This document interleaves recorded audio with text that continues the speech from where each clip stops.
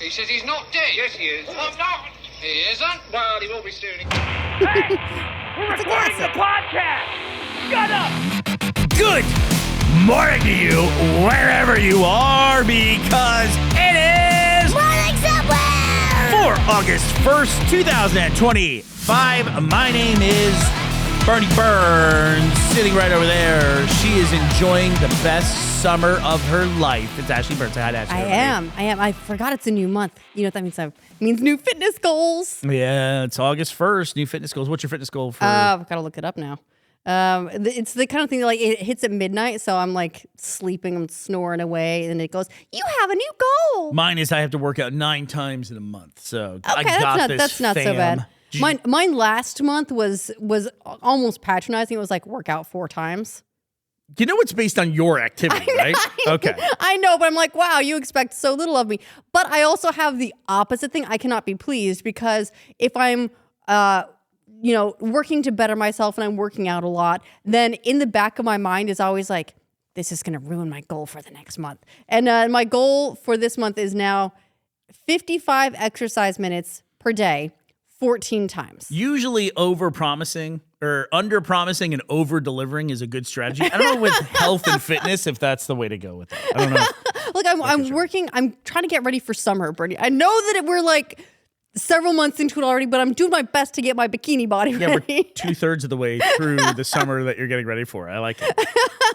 We do talk about how nice this summer is. Actually, I think, not to jinx the rest of the summer, but I think this is going to be one of those years that we talk about years from now. Like, do you remember the summer of 2025 and how nice it was and the sun was always shining? This is going to be a year that we measure other summers against. Absolutely. For sure. And it's easy. Like, we've had these heat waves and we complain about the heat waves while we're in the middle of them. Like, oh God, it's so hot. It's like 76 degrees. And we're just like jerks about it while we're in the middle of the heat wave. But then the nice thing about the ones that we've been getting is they last for maybe a week and then they fuck off. Well, we can complain about the sun when it's a heat wave. The sun's there. But the alternative is when there's clouds here and the sun goes away for like 3 weeks and you're talking to the kids, you're like, children, Let me tell you about the sun. let me tell you of the days when the sun blessed this earth. Well, and this has been a great summer for us as well. Last year was a terrible summer comparatively. And I can compare this because of garden produce, right? What we're getting out of the garden. Last year, we could not grow a zucchini to save our lives. We got no zucchinis. We got no squashes. We couldn't grow a pumpkin in time for Halloween. Like, there just wasn't enough sun for anything in our garden to really thrive. There are zucchinis in our kitchen right now that are the size of my torso. Right now, if a car slows down enough while it's going past the house, I'm going to do my best to just toss a couple zucchinis through the open window and just send them away. We have to get rid of them somehow. We have so many. Have you and they're gigantic. Have you talked about like maybe submitting some of these for an award or something? These are gigantic zucchinis. I don't know. I feel like to be considered for an award, they have to be like suggestively shaped or something. You know? I mean, I don't know about that. But we've been getting so many. I'm looking up recipes. We've got zucchini bread and muffins just on every counter in the kitchen. We're making oodles of soup for the winter to freeze. Our zucchinis are so big, Pamela Anderson texted me earlier just to say, hey, what's up? I'm just thinking about you guys. How's it going? You up? So it's been it's been a very thriving summer. There's a thing. This is going to be the very rural part of our podcast. No, zucchinis weren't. No, we drive past this pasture that we talk about every time we drive past it. Normally in this pasture, they grow potatoes. I believe they grow potatoes. This is like how nosy. This is what passes for entertainment now, where we're very like nosy about what the different fields are growing.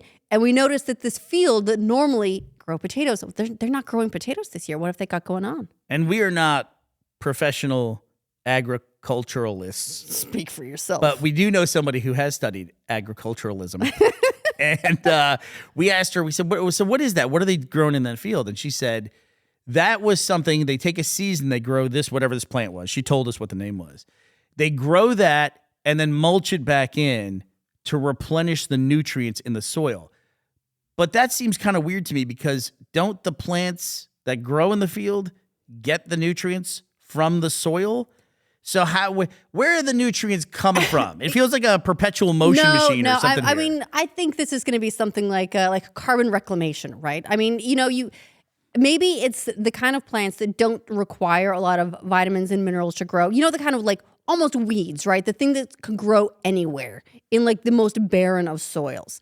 But it grows and it's like this big healthy plant. So it could be something like that then, I don't know, it builds itself out of sun and air. I mean, that's what trees do, right? It's like there's not a giant pit underneath every tree that sucked up every nutrient that ever existed in that space. It's like they're mostly made of sun and air, right? The trees make themselves. I can just feel somebody writing a 5-paragraph subreddit post right now explaining all this. I look forward to it. Let me believe in the magic of the air, okay? I thought I should say now, hopefully they'll post it on the open beta for the delta.roosterteeth.com That's right. website. Yeah. Yeah, visit the new beta forums. Hey, while we're talking about temperatures and summers, it's been a good summer, I think, in Austin, too, because our friends back in Austin have said it's been great.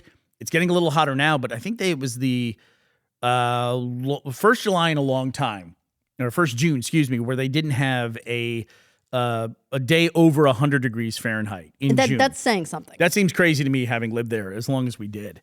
But I read another thing that'll eventually become a future trivia question, I think. So if you go to like Pub Night Trivia, pay attention, because I read this headline and read the whole article that Buffalo, New York, Ashley, Buffalo, New York is the last major city in the lower 48 states of the United States. Waiting for this. It's a lot of qualifications.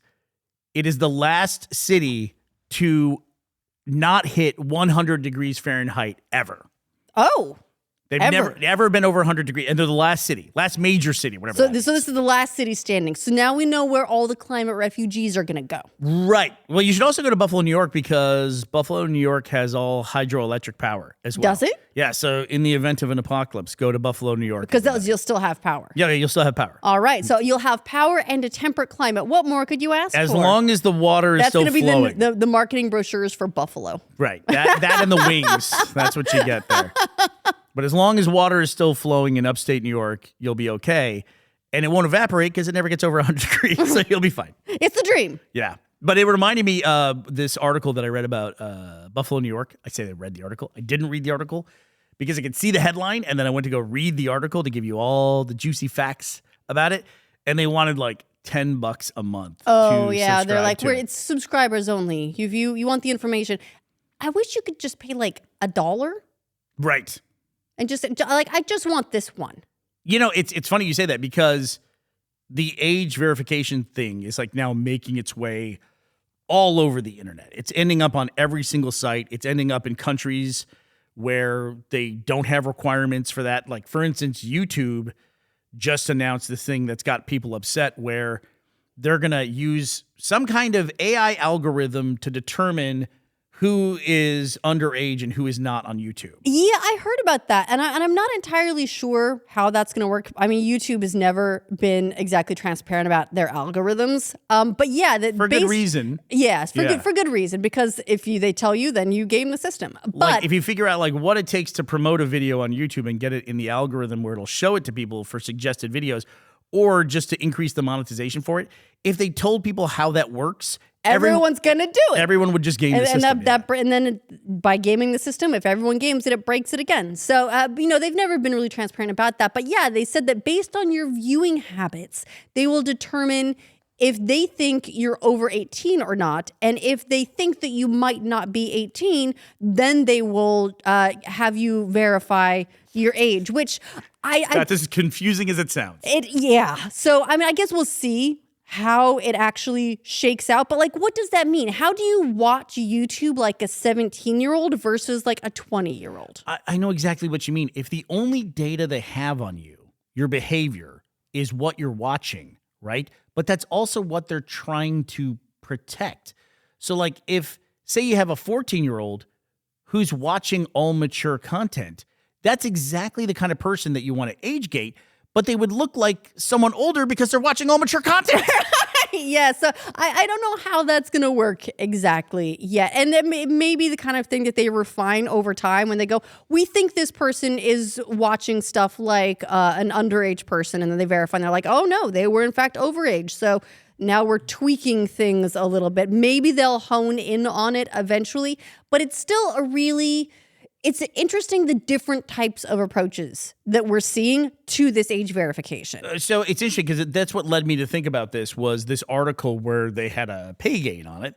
Newgrounds, you know the site Newgrounds? I do. So if you're not familiar with the site Newgrounds, it's basically a place where you can host animation, flash animations and things like that. It does a billion other things, but that's how people know it.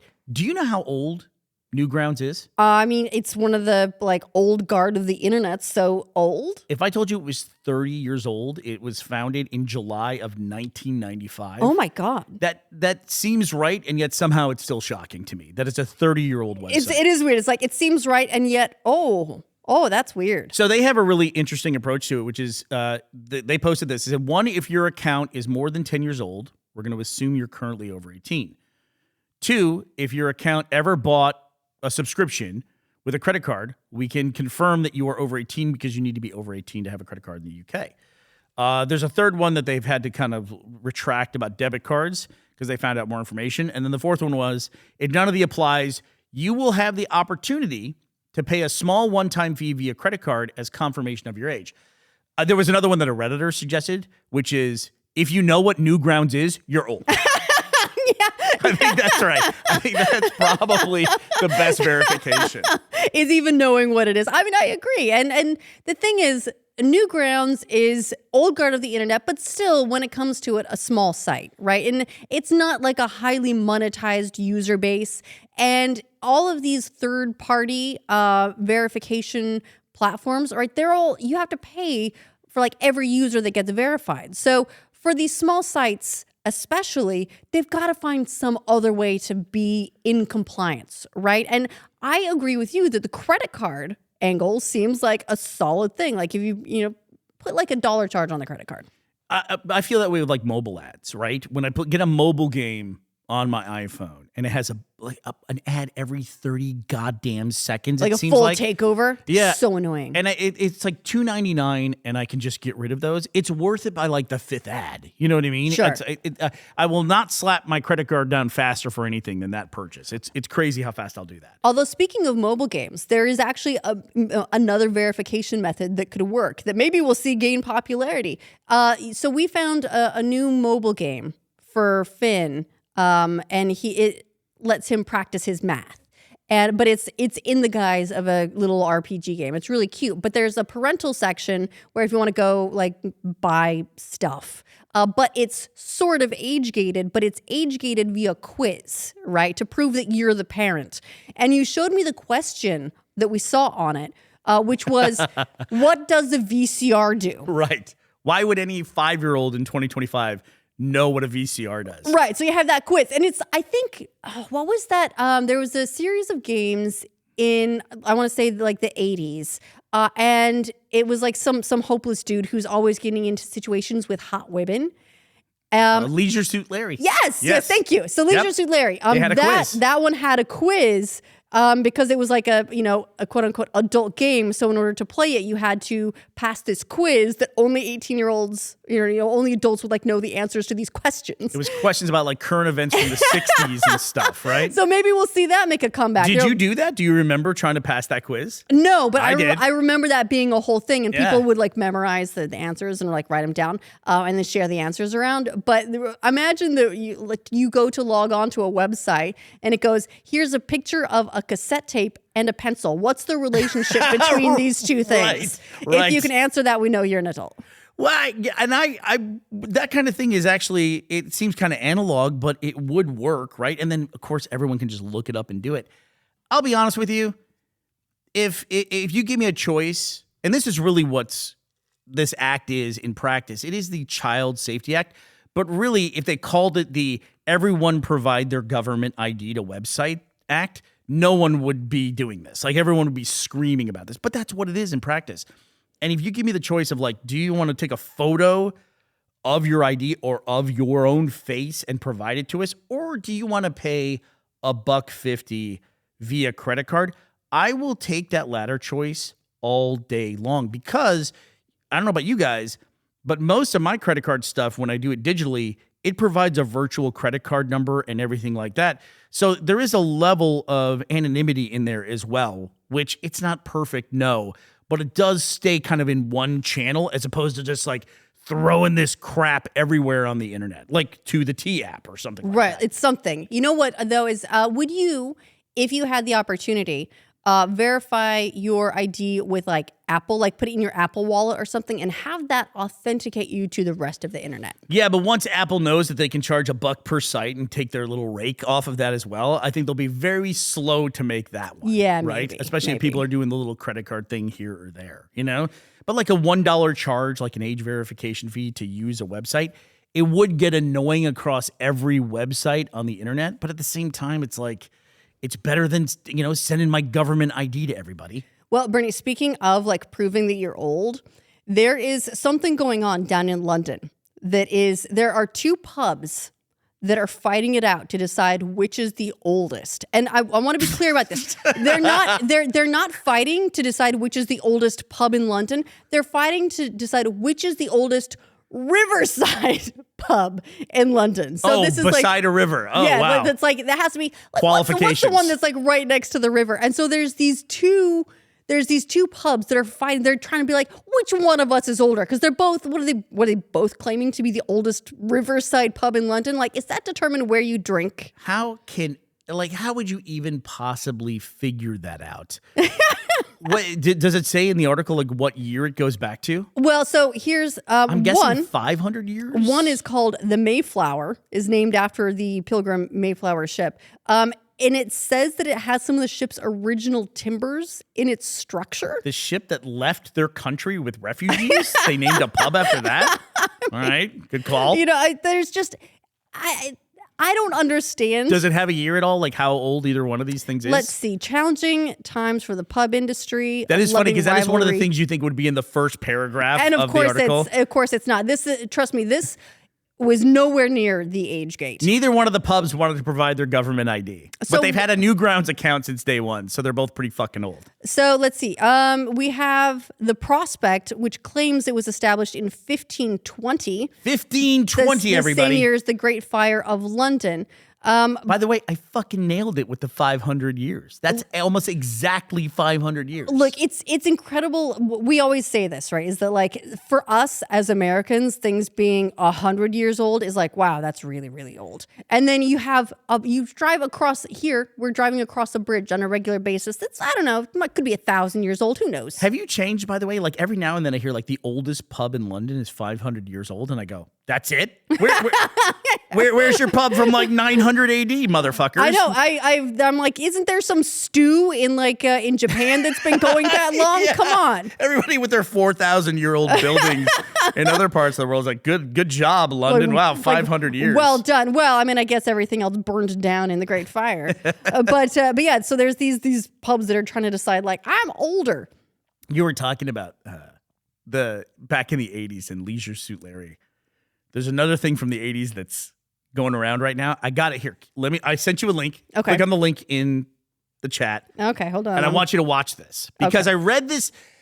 I saw in the movie subreddit, I saw this headline, and it was the Masters of the Universe title reveal. And I thought, what was this? I want to see this. And so I watch it. No, so I'm that's excited. So what's going to be called? Ashley's watching the video with the dramatic music. It's very dramatic. It's very shiny. This is the title reveal for the Masters of the Universe movie. And it's titled only in theaters June 5th, 2026. The title of the movie is Masters of the Universe. So wait a minute. They put out, so this is a 20-second video that has been viewed 387,000 times. It was a marketing event. It's called Masters of the Universe title reveal. It's a video of the logo in a bunch of languages. That's it. It's just the words Masters of the Universe on your screen. That is all it is. We got a lot of friends who work in marketing. I got to make fun of it for a second. I know there's a lot of marketing people who are in a conference room going, oh my God, congratulations, everybody. Like popping champagne. We did it. We got our marketing reveal. We got our title reveal today. They're tracking the metrics on this and like who's talking about it or whatever. It's just, what are we doing now with movies, Ashley? We had the thing with trailers where we had to watch the 5-second clip before the trailer telling us we're about to watch a trailer. Sure. And now we've got to like have an announcement for here's the title of the movie. But it's just, the thing is, we already knew the title. It's you showing us the shiny logo treatment in every language. I got to click on the title of the movie to learn the title of the movie. That's in the link. So dumb. It's so dumb. Don't get me wrong. I am kind of excited about this because I was reading up something about it because I guess Alison Brie is in this movie, which I'm very, very excited about. I'll go see that. Especially if it's got the kind of camp that I'm hoping for, because with Alison Brie doing Glow and, you know, the very like campy, like crazy eyeshadow, like 80s villains, like her whole wrestling thing in Glow just makes me very excited to see her in this movie. She's playing a character named Evil Lynn. So Evil Lynn. Do you think, Bernie, that's an antagonist maybe? I think she might be. She might be fighting along Skeletor and Beastman and Devil Bad Guy 1000. But actually, I'm kind of excited because I haven't been following this movie closely enough. Clearly, I didn't. I was looking for a title reveal. But the cast is awesome. So in addition to Alison Brie, it's got Idris Elba. He's going to be Man at Arms. I bet he's just like, is he just going to have like one of those 80s shirts that's like cuts off right at the shoulder and then is he just going to have his arms out? I'm sure he will. That's going to be the best. He's like He-Man's right-hand man. He actually in the cartoon looks more like Tom Selleck. Morena Baccarin is the sorceress. Nice. And Skeletor Nice. is Jared Leto? Really? Is that true? It's true. Jared Leto, he makes some interesting choices, man. He's He's a very controversial actor. I will admit, I don't keep up on everybody's personal life. I mean, he's like a cult leader? Come on, lighten up, everybody.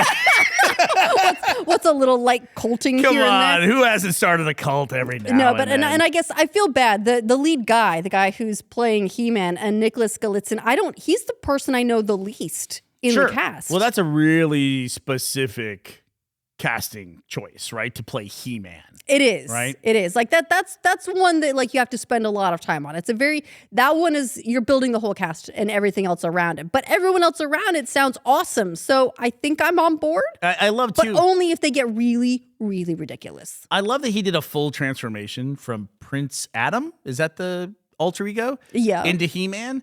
And it's a cartoon, but they didn't change the character at all. Like it's even worse than like Clark Kent. Superman.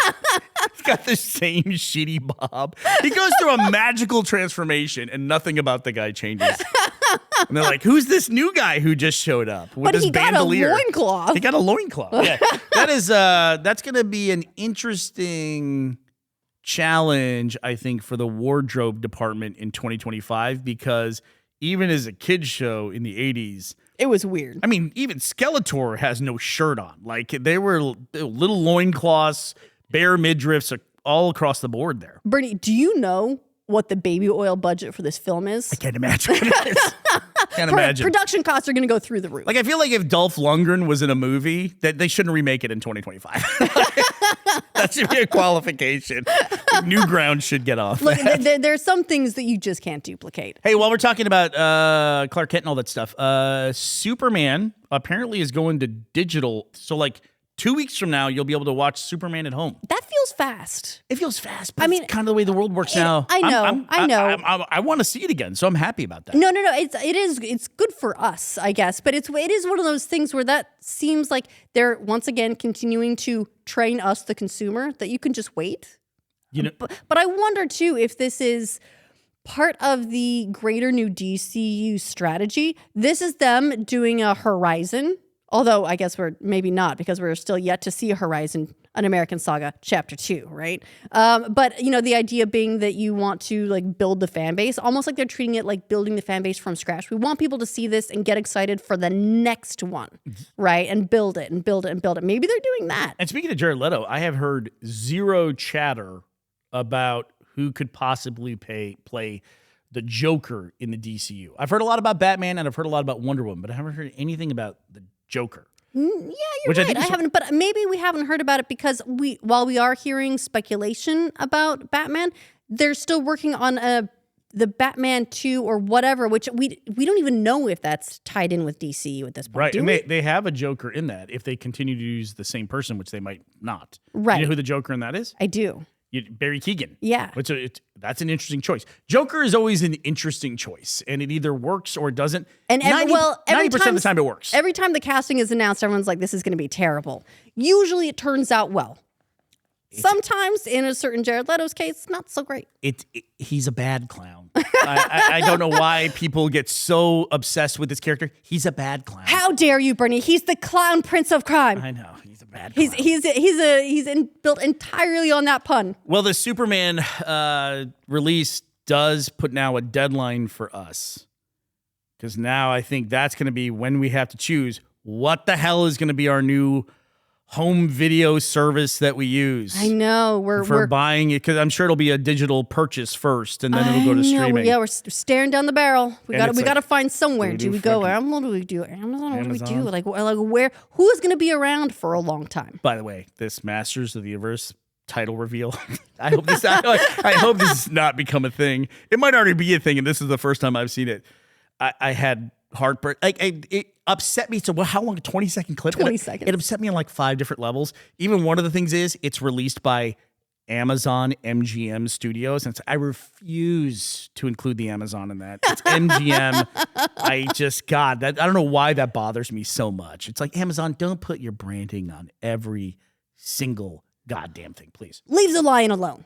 All right. Well, there's a couple people that I would like to say a big thank you to before we go for the week. I want to say a big thank you to our sponsors, Ethan Warshow and the folks at Jumpscape.com. They're the crew of content creators that are working on a bunch of Halo-related projects, from podcasts to radio shows with segments like Catalog, Xbox Luminary, and Locked and Loaded, plus audio dramas based on the Halo Waypoint stories. So they do a lot of Halo-related content. If you like that, go check them out. I got some really nice messages from people who were accessing the open beta of the Rooster Teeth site, including somebody who said something really nice. They were a member of the Patreon, and they said, I feel like my Patreon subscription just went up 100 times in value overnight because we added 100 shows in to the back catalog. And I want to turn that around, because I appreciate that comment, but everyone who has been supporting this podcast via the Patreon, thank you, because it's been a big celebration with the open beta and a lot more people making their way in, delta.roosterteeth.com. But I hope they're sharing in that celebration, because that was entirely made possible by you all and your support. And that is not any kind of platitude in any way. That is real support, and you guys made that happen. So thank you all very much. All right, well, that does it for us this week, ending August 1st, 2025. We're going to be back to talk to you on Monday. We hope you'll be here as well. Bye, everybody.